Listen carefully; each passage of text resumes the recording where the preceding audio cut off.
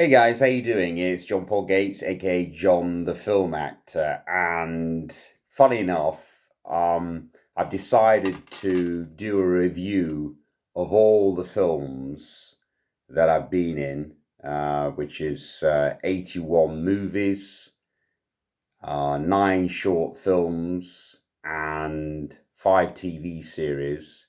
And obviously, last year I started shooting documentaries, which I write, produce, direct, and present. Um, but in essence, I wanted to do a review of all these movies because predominantly they're all independent films, so they go straight to DVD in supermarkets, and then, of course, they go on video on demand platforms, whether that be Amazon or whoever it may be. So yeah, I don't know why, because what I was doing, I was updating my website, johnpaulgates.com, and I decided that it would be a good idea because I've been in the business now for 20 odd years to review all those films, independent films that I've been in over the years. Just talk about, in essence, what I played in them, what genre of films they were, what they were shot on, how well they've done over the years, what countries I know that they've sold in, etc., etc. So you'll have to cast my. I'm apologies for this, but you're gonna.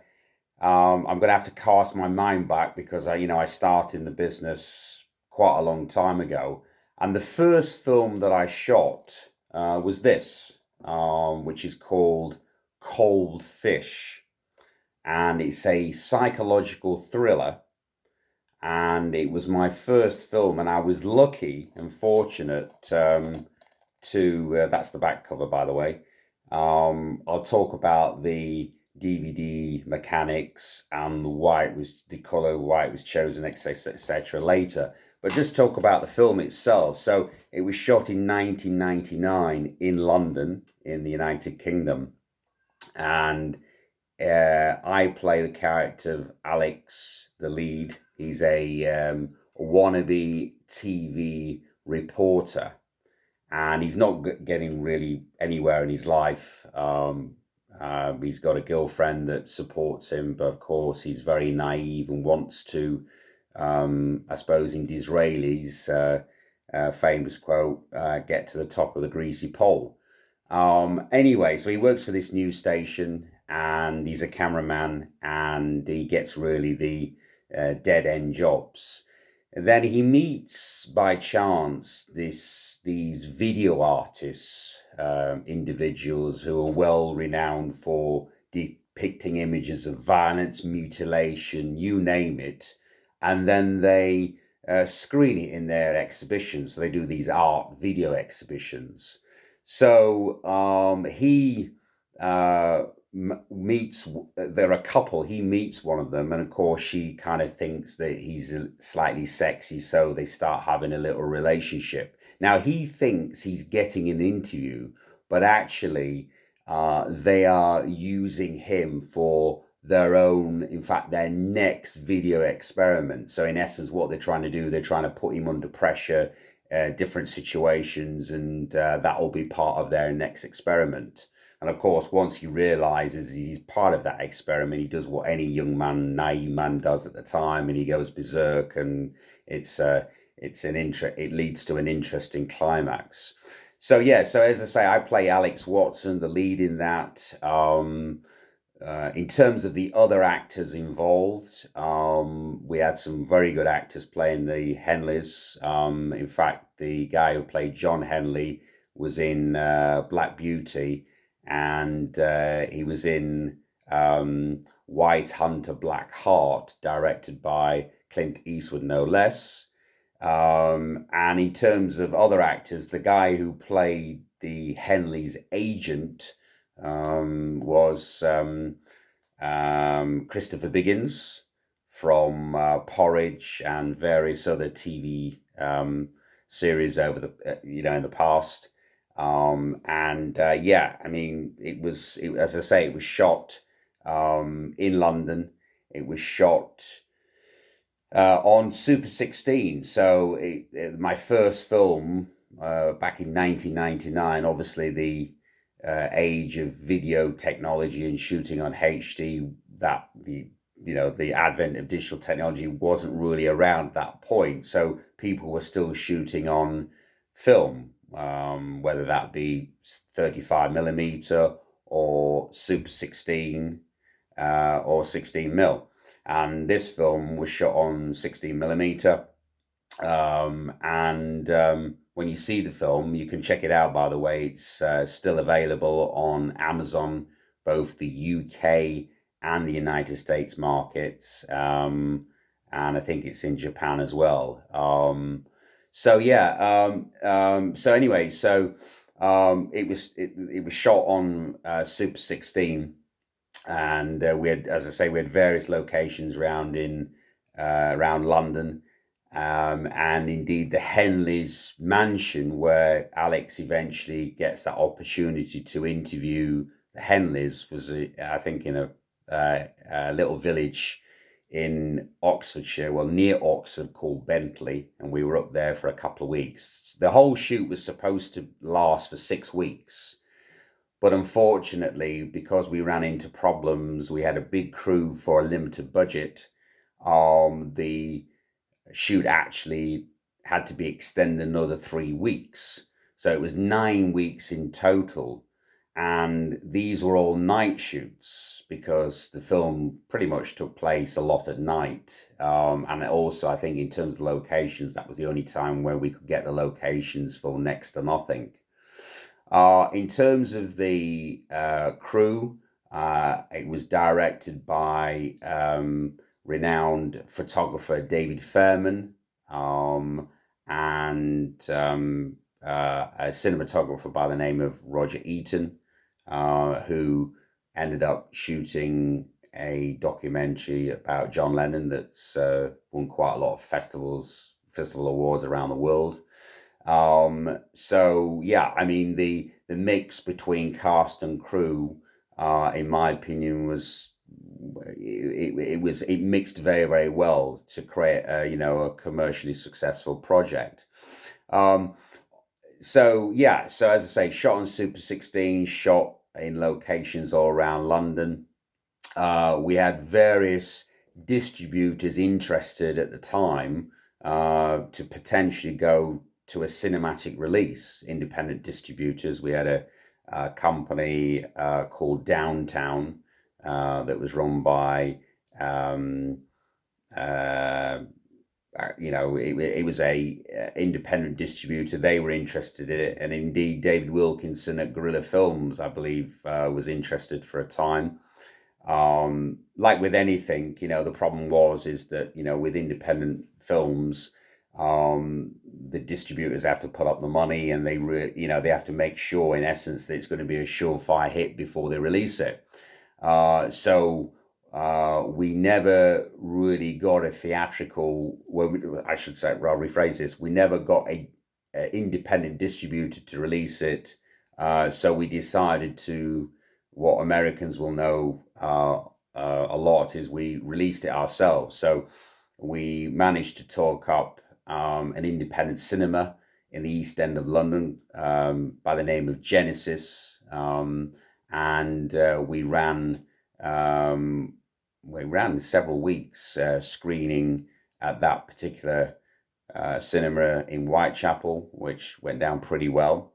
And then in terms of getting a TV deal, we had the BBC interested and various other distributors. He went with once you have a release in one country, potentially there's the international rights to sell, and it went to an American distributor who started selling it in various countries: Japan, Germany, etc., etc., etc. I think it sold in about 12 or 13 territories in the end. yeah, I mean, it was nicely shot. The problem with it is that, like with anything, I think the filmmakers ran out of money. So there were a few deals that unfortunately didn't materialize because it wasn't delivered on time. And the way distributors work is that if you don't deliver on time, because there's so much to choose from, they go on and work on another film, simple as, or release it and release another film and chop and change. So yeah, so I suppose that was slightly disappointing. In terms of yeah, and in terms of what I remember from shooting um, during those 9 weeks, I always remember. I mean, this is obviously something personal to me, but I remember that my parents were involved in a car accident, and uh, you know what it's like initially when you get news like that. It doesn't really affect you for a few hours, you know, because you're focused on something else. And I was so much into the character I was portraying that I kind of, if you like, you know, put it to the back of my mind. And I always remember we shot these sequences, and obviously the adrenaline was keeping me going there, not focusing on other things. And I remember going up to the director, and the director thanking me for my work, because obviously I revealed to him that my parents were involved in this car accident, and I didn't know. I knew that my father was okay, but it was a touch and go about my mother. I remember him talking to me, and it just, that's it. I was just in a flood of tears, you know, and so yeah, that was just shows you that, you know, as actors, we have to block out our personal issues and not let that adversely impinge on the characters we're playing. But as a, you know, a young 22, 23 year old at the time, it was tough to manage that. So yeah, that was the first thing. I think the second thing is that I remember when my character's doing a scene with Marta Henley, who was one of the, you know, antagonists, one of the Henleys, the video artist individuals, and she picks my character up from the station, and she's driving this convertible BMW. I think it was a Z3, or can't remember the exact name of it. And I always remember that her character's, you know, she drives very fast. She's not really interested in anybody else's emotions or anybody else's safety, and she's driving from the station in Oxford, in Bentley actually, to their place, and she neglects to see this tramp walking across the road from a drunken stupor, and of course she knocks him over, and the tramp goes over the bonnet, coming onto the bonnet, and then over the other side of the car. And the stuntman, I forget his name, but he was a very good stuntman. Unfortunately, and he said it was going to happen. The way in which he angled himself onto the car meant that he went into the windscreen, so the windscreen was smashed. So the director obviously wanted to do various takes, but we only had one take because you couldn't really shoot it again with a smashed windscreen. So yeah, I do remember that occurring, and at the time, obviously the production wanted to, you know, shoot it again, but we had to go with what we did. But funny enough, it worked actually better, because it wasn't within the script, but actually it was more. I think it kind of illustrated Marta's character being a real evil character better, because she just didn't really care. So yeah, so they were the two things that I remember from the shoot quite vividly. And as I say, it was my first feature film, international feature film, and indeed my first lead role. And I suppose as actors, probably actors who are watching this will say, "Well, wow, how did you go from drama score. In my case, I was in a TV series called El Dorado, and I didn't work for a few years after that. And how do I get my first lead role? Well, again, it was luck. I think I was just the right place, right time. But yeah, and I mean, normally most actors will, I suppose, cut their teeth by playing various cameos, supporting roles before they get the chance to play a lead character. And yeah, I mean, it was difficult for me to play, but I think obviously the reason why I was cast is because I had a lot of traits that were pertaining to the character. He was very naive. He was at the same time ambitious and slightly arrogant, and I suppose at the time, being a young 20-odd-year-old, those are the characters those are the traits that I displayed. So yeah, I mean that's probably why I got it. What I will say is that being the first film that I did as a lead character, and thankfully, and I'm blessed that it got an American sales agent stroke distributor who was able to sell it in various markets around the world, whether that be Cannes, the American film market, or Venice. What it enabled me to do, because it was reasonably successful for an independent film, is that enabled me to enabled me to work in the United States, and that started my career there.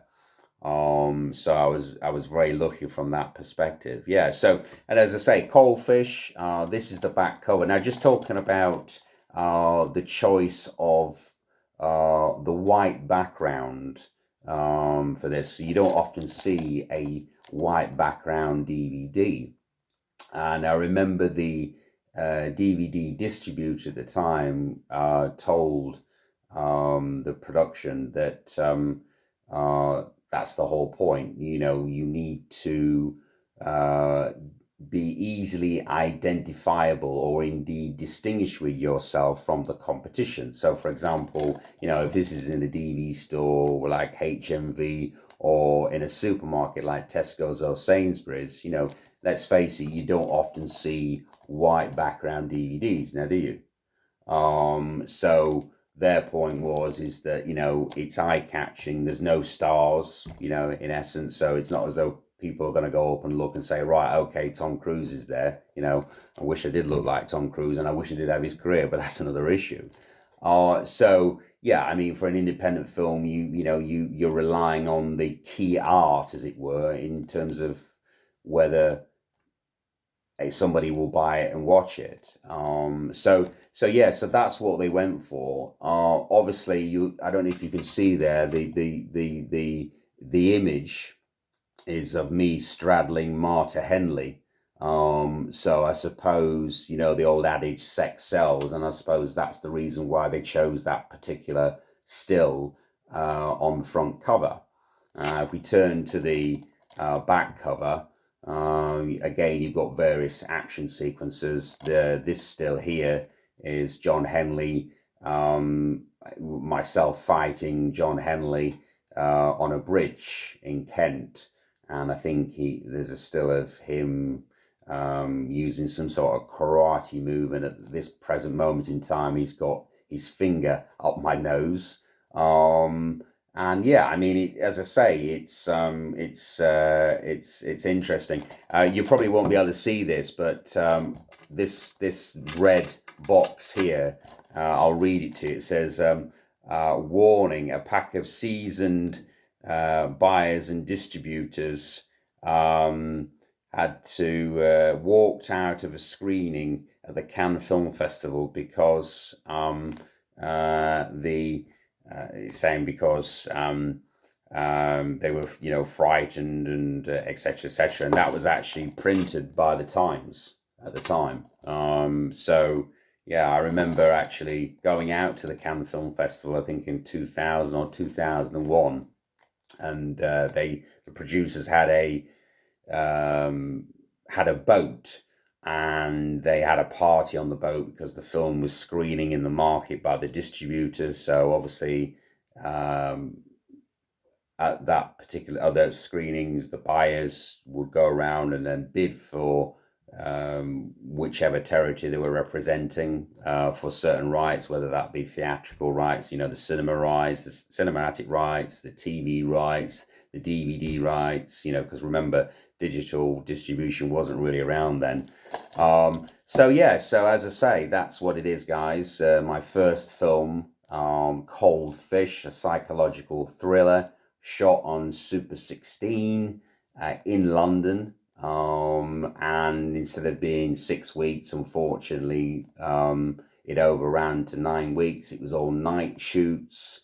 As I say, there were a couple of things that I remember behind the scenes that happened to me, but I really enjoyed the process. And it's one of the, I suppose, one of the, it's only 3 or 4 films of my 81 movies that have, no, probably about 5 or 6 films that have been shot on film. I mean, I've been lucky that I got into this business just as the digital technology age was taking off.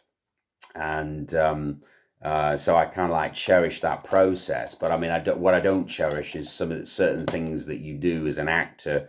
Like, for example, you'll do a great scene, talking about the disadvantages of shooting on film as an actor. Is you'll do a great scene, and then the first AD, and after checking the camera, and you get the dreaded call, there's a hair in the gate, guys, we're going to have to go again. Now, that's no fault of the actor, no fault of the crew. It's just, just with film, sometimes you got like a little hair that's on the film, and therefore they can't use it. So you as an actor have done you and the actors that you're working with have done a great scene. In fact, even the camera person's probably lined up the camera perfectly and symmetrically to take, full advantage of your performances, and it just doesn't come off.